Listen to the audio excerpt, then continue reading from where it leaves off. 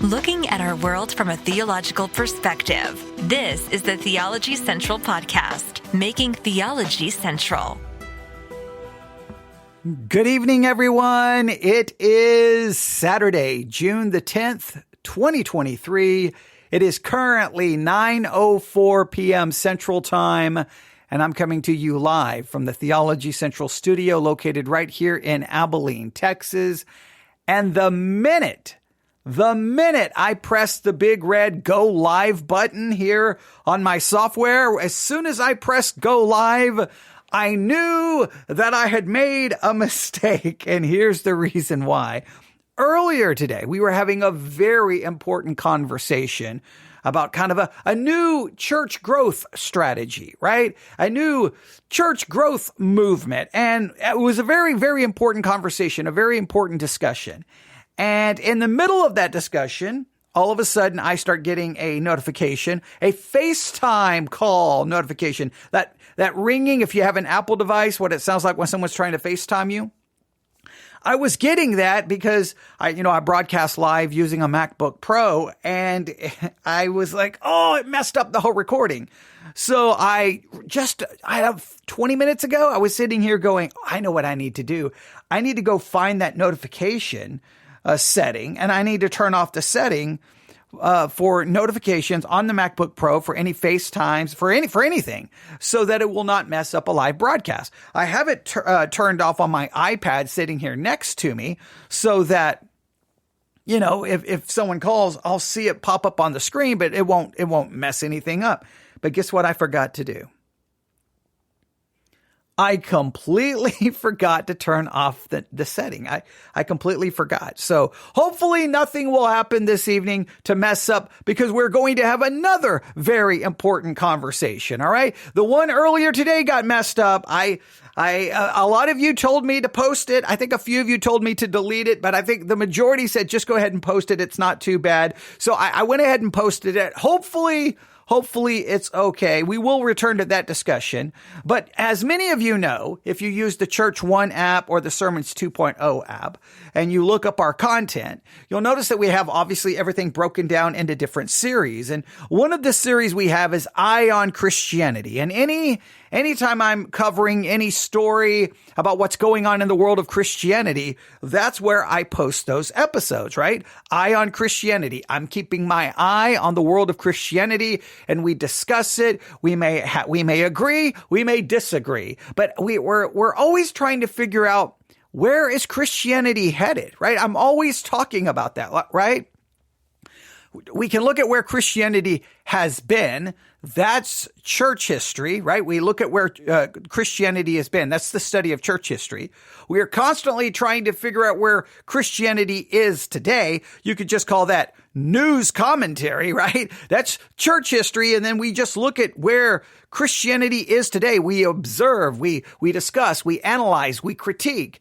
But we do that in order to look to where Christianity is going, and that's more predictive. I'm not claiming to be a prophet or God is telling me or anything like that. Just based off where the church has been and where the church is, we try to determine where the church is going, right? And sometimes you can look at where the church is headed by looking at what's going on in the world of certain very large denominations.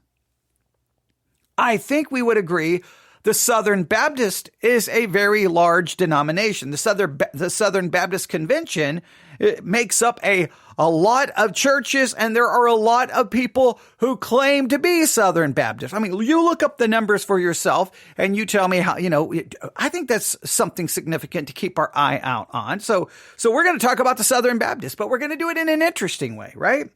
Instead of maybe looking at what the Christian world is saying about the Southern Baptist. Well, this morning I woke up and one of the podcasts I subscribe to is Up First by NPR. And guess what? 17 minutes into their broadcast, they start talking about the Southern Baptist. Why is NPR talking about the Southern Baptist? Well, let's listen, let's analyze, let's critique, and let's try to figure out not only where Christianity is, but where it is going. Sounds like a good idea? Let's do it. Here we go. The Southern Baptist Convention, which is America's largest Protestant denomination, is wrestling with disputes over... Do you hear that? The largest Protestant denomination. The Southern Baptist is the largest Protestant denomination. And listen, they're wrestling with a number of disputes. We got problems right here in River City. Okay. Oh, wait. Does anybody know that reference? Does anybody know that reference? It's worth 50 points. Okay. Well, nobody. All right. Well, all right. So the Southern Baptist, there's trouble in the Southern Baptist Convention. How serious is that trouble? What are these disputes going to lead to? Could a possible split happen? Now, every time the Southern Baptists get ready to meet, there's always discussions about a possible schism, a split. Well, let's see how NPR is covering this. For women serving as pastors and the fallout from sexual abuse within its own ranks. Stop right here. Now, this is very, very important, and I'm going to tick off a lot of people here. I keep seeing, now I know I'm going to make a lot of people mad, all right?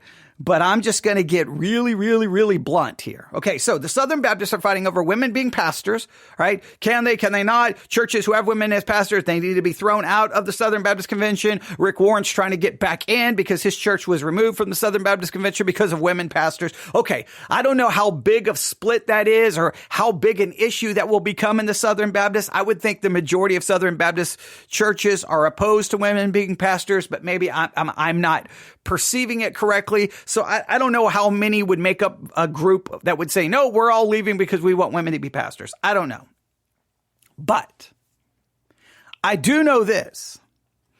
While there is a lot of attention on women being pastors, I don't feel like over and over again enough attention is given to the sexual abuse that has occurred within the Southern Baptist Convention. We're talking criminal activity, sexual abuse. You know what Christians always say? It's about the children. We have to protect the children, right? Isn't that why Christians are up in arms and want to boycott Target and boycott because we want to protect the children. We want to protect the children. Well, it would be interesting to know how many children have been sexually abused.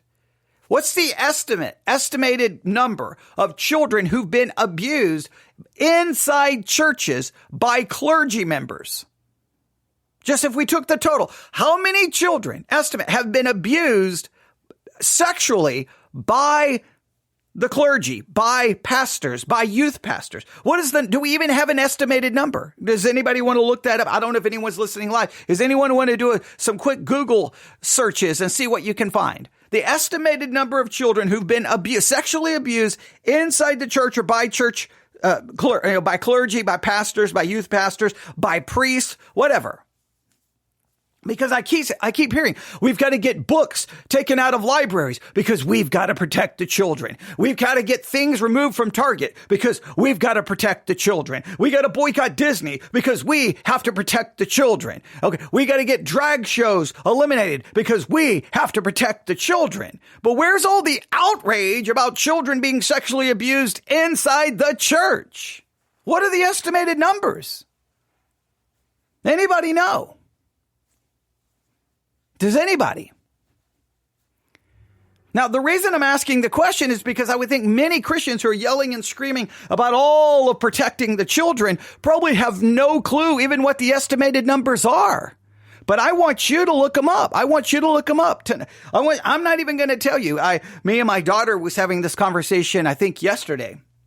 And she was citing some numbers. And I was like, that's absolutely startling. That's absolutely horrific. That's where the focus should be, because someone could argue, protect the children, boycott church. Okay. Some people could say, protect the children, boycott Christianity. Okay. Some people could say the Bible, what is in common with all of these abusers? They read and study the Bible. The Bible is a book that grooms pedophiles. Remove the Bible from the culture. Like the same argument could be flipped around. So I want you not to listen listen to me. I just want you to do a Google search on your own and just see what's the estimated number of children in the United States of America who've been abused by someone associated with Christianity or a pastor or clergy, someone associated with the church, just general, the church.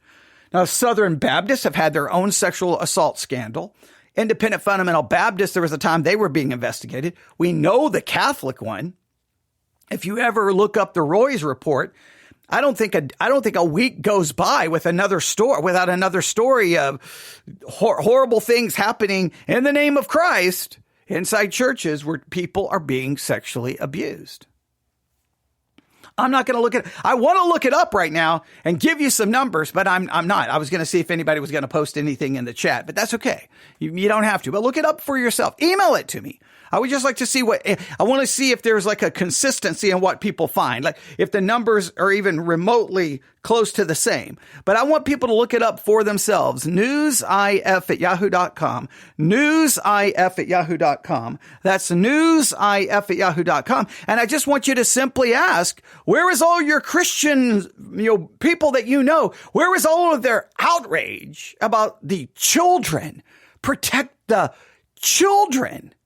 Because I keep hearing this rhetoric, right?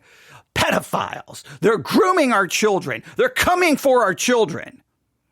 Well, children are being sexually assaulted in the church. So I just want you to know, someone could flip it around and like, no. You guys are coming for our children. It's the Bible that creates pedophiles. It's Christianity. Someone could flip it around. Now, I know what Christian. No. Anyone who does that's not really a Christian. No. So then we'll start throwing people out of the kingdom of God. I know it goes on and on and on, but I'm not going to get into every angle of this discussion. But I want you to just see that. I know that's not. But I mean, the Southern Baptists are dealing with the fallout of a sexual abuse inside the church and all of the fallout from that. But if you just kind of start looking at a general vibe of where the focus is. Right now, the focus is, we cannot have women pastors. Now, by all means, I think we have to take a biblical theological stand on that. But I would hope that the same level of passion and zeal would deal with the abuse of anyone in the church sexually. I think that's fair. Maybe. Baptist leaders are gathering in New Orleans this weekend, and all of that is expected to dominate the conversation, even as they elect their next president. NPR religion correspondent Jason DeRose will be monitoring the meeting, and he joins us now. Good morning. Good morning. So let's start with women pastors. What's driving that issue? Well, earlier this year, the Southern Baptist Convention expelled several congregations in which women serve as pastors. Now, the denomination has a strict rule. Women cannot be senior or lead pastors, and that's because they believe that the Bible prohibits women from teaching men and having authority over them. And a few of the churches expelled do have senior pastors who are women in violation of church rules. And at least one of those congregations is appealing its removal, and that appeal is being considered during the meeting. Now, let me jump in here. If you're a church and you're part of a denomination and you're like, hey guys, after careful study of the scriptures, I have determined that I believe women can be ordained to pastors. This will put us in conflict with the rules of the Southern Baptist Convention. We are a Southern Baptist Convention church, so we need to make a decision. We change our view on women being pastors. How many in this church believe that we have changed, this is the direction we're going to go? So we're going to have to, there's lots of different ways you could word it. But I guess what I'm trying to say is that they then just need to come forward and say, we are withdrawing ourselves from the Southern Baptist Convention because we are no longer in agreement with your doctrinal statement. I don't get why churches violate the rules and then still want to remain within the denomination. Just say, hey, you got your rules. We no longer agree with those rules. We're out. It's like our sermons are posted on the sermon audio platform, right? Church One app is built and maintained by Sermon Audio. And to have your sermons on that, you have to agree to their statement of faith. if I look at their statement of faith one day and I'm like, oh, wow, I don't agree with that anymore. I'm going to promote charismatic theology, or I'm going to promote the different things that they say you can't promote, or I disagree with one of their major theological points. Then would it be, I would have to, basically it's based on each sermon. So then any message or sermon that I would get ready to record that would go against their policy, I would just not be told. I would volunteer. I would on my own, I would volunteer myself to say, okay, I'm not going to post that on their platform because I know it goes against their policy. It's that simple. Like, why? I don't like, we're going to break the rules to make a point. What? You're still a church. You're just no longer a part of the Southern Baptist Convention. So, but you see that so many times within Christianity. Who are denominations doing this? We're going to show them. We're going to go against their rules. What? Just remove yourself from the denomination and the convention. I don't understand that. Like, we're going to prove a point. Just minister to people, right? And then preach what you believe to be biblical. But why create? But it creates these schisms and fights. But all right, you may have a different. Look, if you're a part of the group and the group has rules and a statement of faith that you find yourself in conflict with, then you just voluntarily remove yourself from said group. But we always want to try to change the group. We always want to fight. We're gonna reform the group. Well, typically all it causes is splits. I mean, just look at historically if you're in a church and you're like, I'm done with this church. Their theology is wrong, but I'm going to stay and fight. What all you typically try to do then is to do what? End up splitting the church. Like, I don't always understand that mentality. I got no problem leaving and speaking against it, going, we believe that doctrinal statement is wrong. We believe they are wrong. And here's our reason why. But just leave. But okay. All right, but let's continue. So what about women who are pastors, but not the head of the congregation? Like, is that allowed? Well, a number of Southern Baptist congregations, in fact, employ women who perform all sorts of ministry, but they're not senior pastors. For instance, they could be the education pastor who oversees Sunday school. Lots of women in that position. They may teach boys and girls and other women, but they may not teach men. And those congregations say that this work is all done under the leadership and authority of a senior male pastor. So they argue it's permissible. That's the situation at a well-known church, Saddleback Church in Southern California. That mega church has a woman who serves as a teaching pastor. And it was also expelled from the Southern Baptist Convention earlier this year, and it's also appealing that decision. There's also the issue of sexual abuse that has been uncovered in the Southern Baptist Convention. What's the latest on how it's being addressed? Well, you'll remember that last year, the church's Sexual Abuse Task Force released a very strongly worded report that detailed how Southern Baptists had mishandled sex abuse claims and mistreated victims. Now, during this meeting, the church will hear a report about what it's done since then. Please note, mishandled and mistreated victims of sexual assault. While we run around screaming, they're coming for us. They're going to destroy. Sometimes the church, instead of judging those that are without, maybe we judge those that are within. In fact, maybe we start judging those we see when we look in the mirror. Just a thought. But I have seen a lot of this kind of play out on different parts of the internet where Christians are yelling and screaming, calling people pedophiles and this, and they're coming for the children, and we got to take a stand. And a lot of people in the world will be like, what about all the children being abused inside a church? What about all the sexual assault victims inside churches? And Christians don't seem to have a good response to that other than, go away, you pedophile, go away, you homosexual. Just like, just all they can do is just yell and scream instead of going, you know what? You're right. We have failed in many ways when it comes to victims of sexual assault inside the Christian church. We have. We have done not enough to protect. We definitely have a problem. We have to acknowledge that. Like I don't know why it would not humble us. Because to me, that's humiliating. That the world is like, you're yelling about Target, where children are being sexually assaulted by pastors.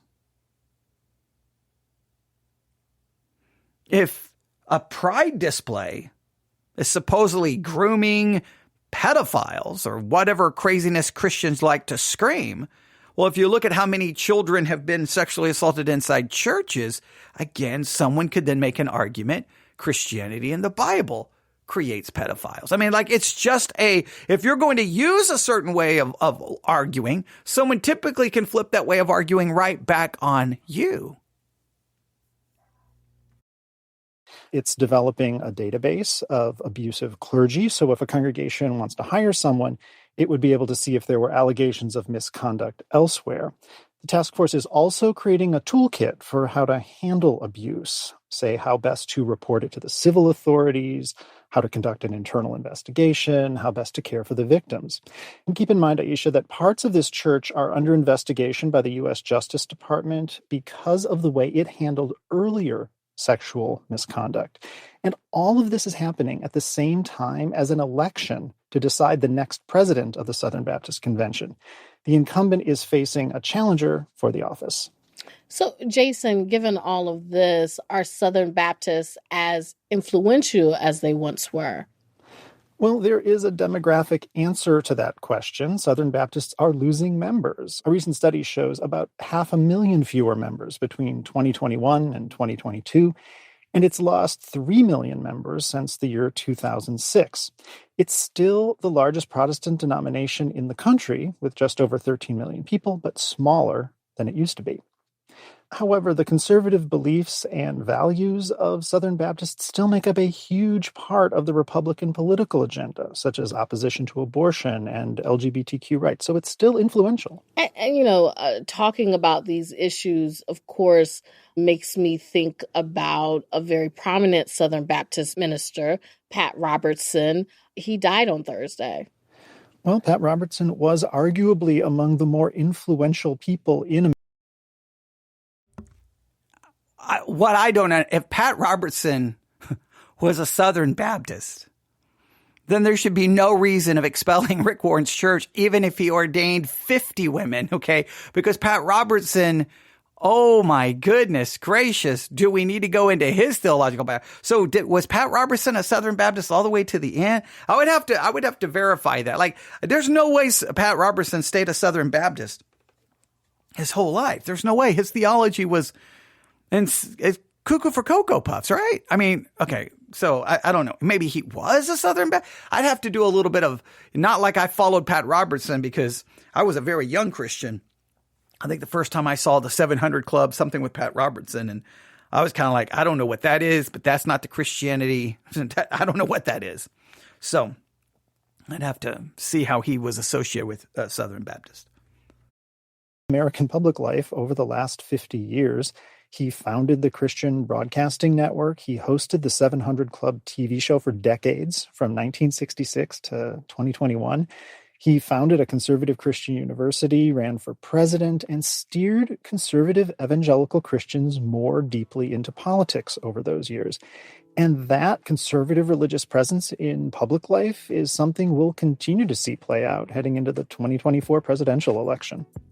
That's NPR's Jason DeRose. Thank you so much for joining us. You're welcome. And that, again, it's the politics. It's the politics. Once again, following what we talked about earlier today, it's the political hijacking of American Christianity. It continues. So we will keep an eye out on what's going on in the Southern Baptist Convention. And, if there's something of great significance, I'll try.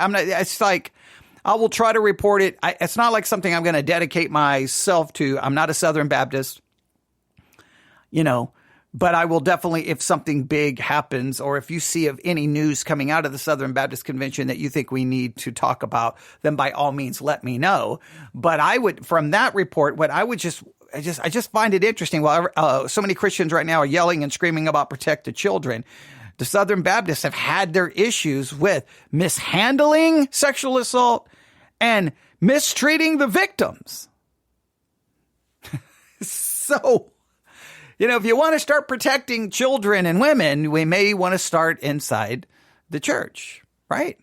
I just believe this is just the general principle. Christians should be, I always say, and I kind of paraphrase and I quote it different ways, but my general way of defining humility is where it's almost the impossible task of being much more aware and broken over your own sin than you are concerned about the sin of anyone else. And too many times I believe the American church doesn't show that brokenness and humility over our sin. All we seem to do is want to call people names and get involved in everyone else's business and condemn them. We need humility on our own part. And that starts with me. Forget the Southern Baptist Convention. That starts with me. Am I more broken and aware of my own sin, or am I more worried about what someone else is doing?